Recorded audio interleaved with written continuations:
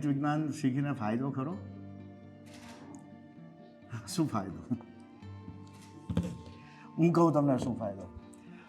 તમને કદાચ ખ્યાલ નહીં હોય, પણ આજથી ફક્ત 100 કે 150 વર્ષ પહેલાં એવરેજ એજ હતી લગભગ 37 વર્ષ.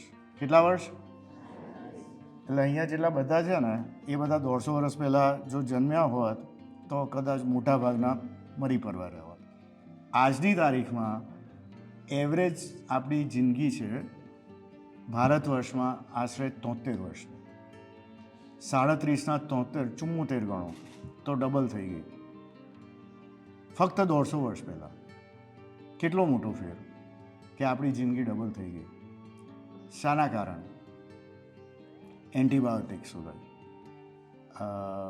અને એ એન્ટીબાયોટિક્સને કારણે જે બેક્ટેરિયાની બીમારી થતી હતી એનો સામનો કરવાનો માનવજાતને પૂરો મોકો મળ્યો, જેને લીધે અને એ સિવાય બી મેડિકલ ક્ષેત્રે જેટલી બધી ઇનોવેશન્સ થઈ છે, જેટલા નવા દવાઓ શોધાઈ છે, એને લીધે આપણા બધાની જિંદગી લગભગ ડબલ થઈ ગઈ છે ને આવતારા તમે લોકો જ્યારે 30 વર્ષના હશો ત્યારે બીજા 20 વર્ષ વધી ગયા હશે.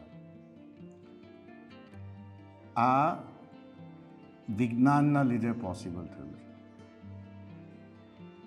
આજની તારીખમાં 400 વર્ષ પહેલાં જ્યારે બ્રિટિશ એમ્પાયર આખી દુનિયા પર એનું સામ્રાજ્ય ફેલાવ્યું હતું, બરાબર, એમ કહેવાતું કે બ્રિટિશ રાજ્યમાં સૂર્ય આથમતો જ નથી.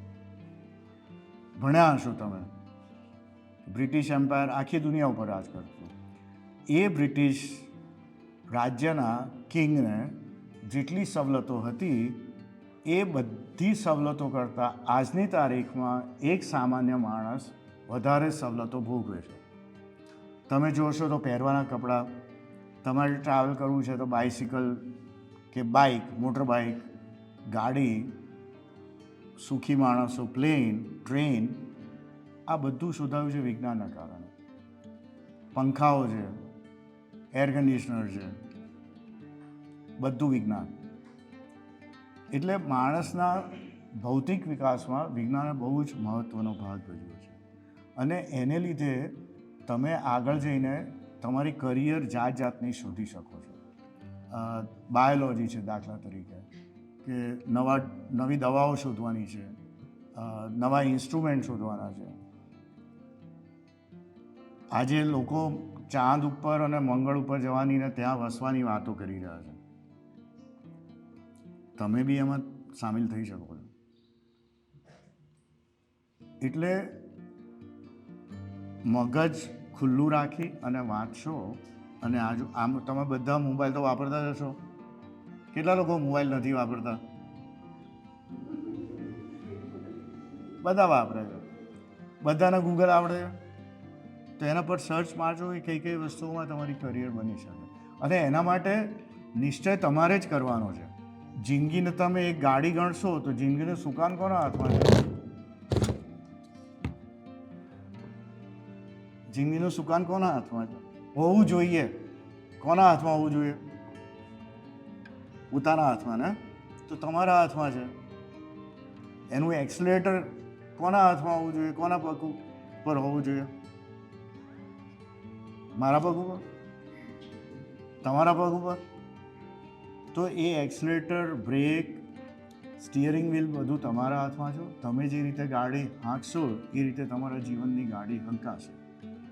માટે અત્યારથી જ તમે વિચાર કરો કે આવતા વર્ષોમાં તમારે શું થવું છે.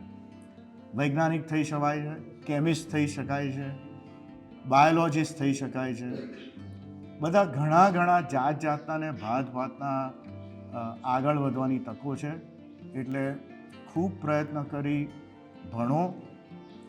વિજ્ઞાનના પ્રયોગોનું મહત્ત્વ એટલા માટે છે કે જે વાંચવાથી ખબર નથી પડતી તે અનુભવવાથી થાય છે.